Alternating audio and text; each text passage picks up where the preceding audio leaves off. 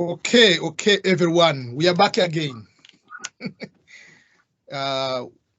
Liz is back, and I'm back myself on my end. Thank you, Liz, for the opportunity for you and I to meet again and have another discussion. How is everything over there in Colorado?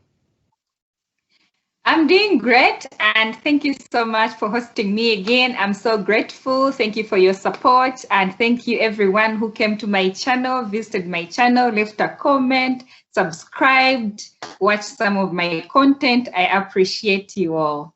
Yeah, before we continue, I remind people again, you have to go to Liz's channel, and I'm going to put on the description here so that you can be able to subscribe. And it is youtube.com/roll with Liz, but I'm going to put the link on the description so that you can be able to go and learn. The best way of learning is to learn from people who have experienced something. So today we'll be having a lot of topics to share. We'll be asking, I ask, and you can ask similar related questions, and we can share our experiences so that people can be able to give what they are when they come here. They can be able to relate or to go from there. So maybe I can start with the first question on your end. What has been the biggest shock, something you didn't expect to find in America when you came here and it was become like part of the big cultural shock?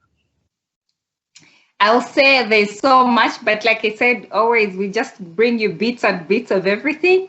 But I'll say living without close family and friends. So you've moved away from your people.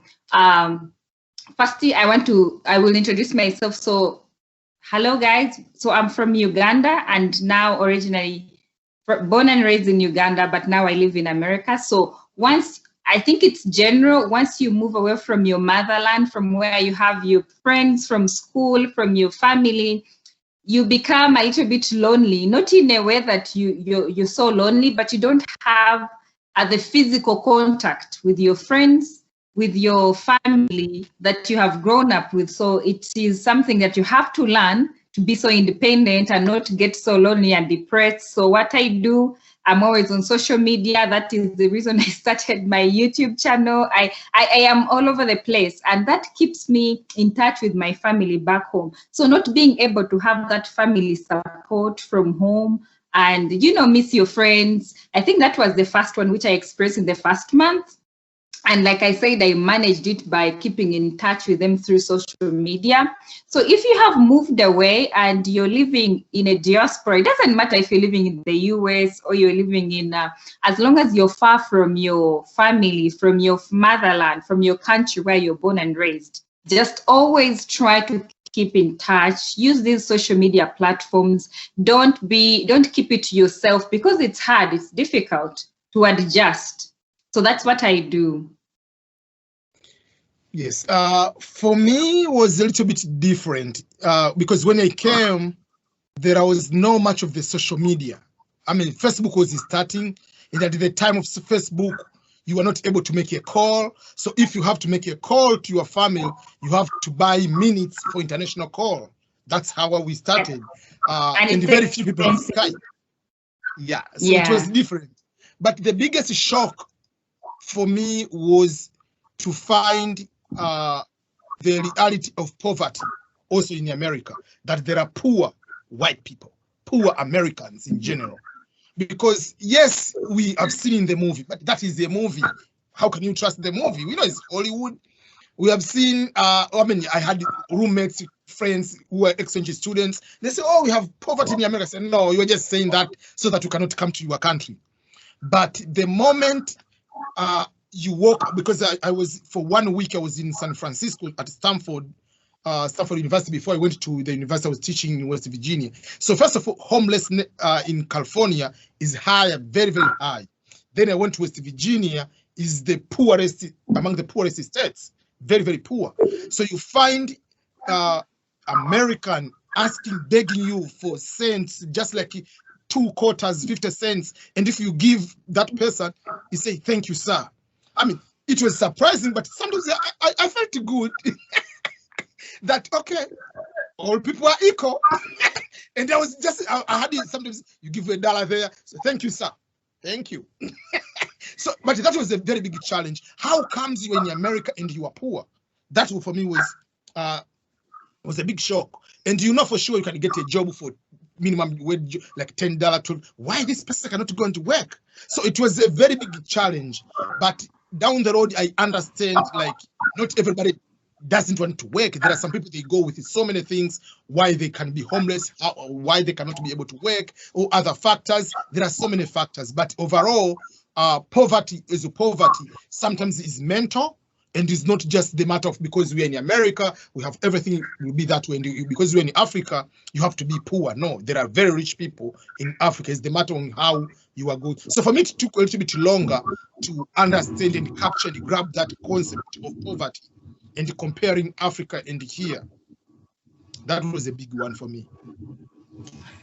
Right. Yeah. I think for me, because it was partly a shock, but the biggest challenge is if you're here, if you're like in the US or in Europe, where winter comes and summer comes, the weather is harsh. So if you're on the street and you have no house, you can almost lose your life. I think so many people die because you don't have housing. And it is different in Uganda or in Africa, because in Uganda, you can stay on the street. If you're not killed physically by a car accident or by somebody, you can survive because the weather is favorable. It is not going to be too cold. It is not going to be too hot. So you can stay on the street and you survive. So here it is actually really, really tough if you don't have housing. So yeah. And the next thing I'll say was the most shocking was how everyone has to work. It is very capitalistic, and whether, you know, like how they give you 2 weeks or 1 month of maternity leave, that was a very shock to me. I was like, how do they expect you to go back and work after 1 month of you've just given birth to a child? And because mostly in Uganda, they give you 6 months, you know, you can even call and say, I'm still sick, I would like to have 1 month, and they still pay you. So I was into that kind of mentality until I came here. And now, and now after coming here, I'm thinking twice about getting another child, because I'm like, if I'm to get pregnant and have another child, that means I will put my career on hold. I'll put everything on hold. There's no way you can give birth, have 2 children, then go to work, come back. You just have to plan. Yes. Speaking of that, I wanted to add something on that. Is something people usually, I don't know whether they have asked you, but for me, I've been asked, oh, can you help me find a job even to become a nanny or just to become cleaning somewhere? So you are in America. With your income, are you able to employ someone to be full-time for you to be taking care of your child? I would say no and yes. It depends on your priorities. Now, for me, I want to save something. I want to save something because here in America, you have to save. You cannot work and spend all the money you're earning. You can do that in Uganda, but you may not be able to do it here. So I would say I wouldn't say I can employ somebody fully in my house to take care of my child. I work from home. I take care of my toddler, who is 2, and I do everything. I cook. My husband comes and helps me. There's nothing like expecting so much help from here. You must be hands-on to survive. So I wouldn't say I can afford to pay somebody to fully take care of my child or fully take care of my house, and like how it is in Uganda, full-time nanny. It's not, like I said, you may be able to earn as much and support, but as for me, I think it's also okay to, you know, save a little bit. You don't have to spend all the money you earn, because the same money I get is almost the same amount I'm going to pay the nanny. So why would I do that? I'm not going to start working and give my child to somebody else to take care of, and I pay them all the money I'm earning. Doesn't make sense. So it's very expensive. You cannot afford a full-time nanny if you don't have a very good job or you have worked for a long time and you've saved up enough money. So I can't say I can afford a nanny. Yeah, maybe now and again. Yeah, I mean, sometimes you can be okay. Today, just one day, couple days, you have something to do, or you are very extremely tired, both you and your husband, but not like you full like in Africa. Like, I mean, here is very expensive. You might end up, yes, you are going to take one job, and you take the full amount of money, you pay another person remaining with your $100. So why are you going to work? So better you stay with your child yourself. Yes, then why are you going to work if you can actually take care of your child? So yeah, it is challenging. That is it. That's why for me, we have 3 kids. So we decided, both my wife and I, so because in the end, if you have 2 kids, let's put them in daycare, let's say you're talking about almost 3,000 to 4,000. So where are you going to get all that money? So in the end, we said, so for her, she will be able to support taking care of the kids while we are using one income for me to work, because staying with the kids full time in America is more than going to work. It's another, because you are responsible 100%. There is no neighbor coming to help your child. There is no uncle. There is no somebody. No, it's just you and your child. So that is another big challenge usual when we have to face. Another question is partly related to culture. Let's go to the food wise. For the 2 years you have been here, what food, American food, you don't like at all, or you cannot stand it, you cannot even eat up to that moment, like? So so many people here eat cheese. Like every now and again you have food and then they bring cheese and they have all these types of cheese. They have Parmesan, they have all this type of cheese. So I tried, because I always like to explore and learn new things, learn new foods. I tried to eat cold cheese and my body didn't like that. So me and cheese, unless it's really warm, you know, the one that is you can heat up. So I can some of that, but I'm not so much into cheese. I think that's the common thing that people here eat, and I don't. Cheese is like matoke in Uganda here. It's just like a basic thing for them.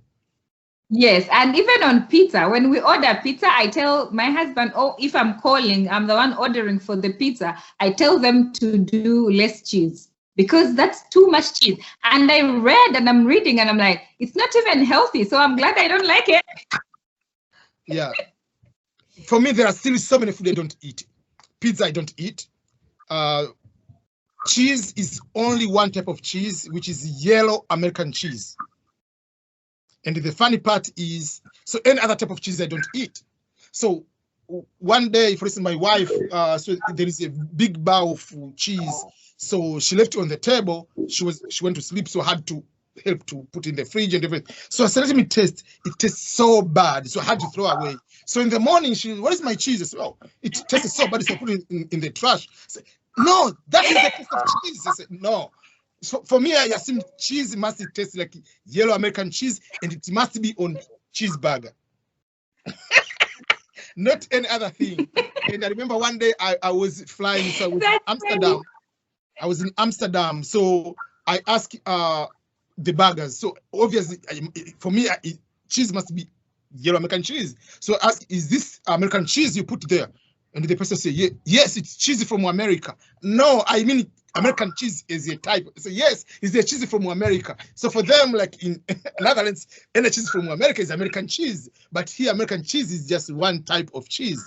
So there are so many things like macaroni and cheese I don't eat. So there are so many things I don't eat. The good thing, I like to cook, and I've been, like, since we are growing up, men and women must cook, wash dishes. We did everything, like, there is no women. So for me, even my house here, I can say I'm 95% the person who is cooking at my house.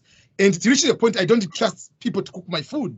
Like, it just like there are certain things I'm okay, but I like to cook myself, my food, or any other person wants to eat. Yeah. So that is another challenge. Still on the food wise, a lot of things let them go. So yeah. And by cooking talking of yourself, it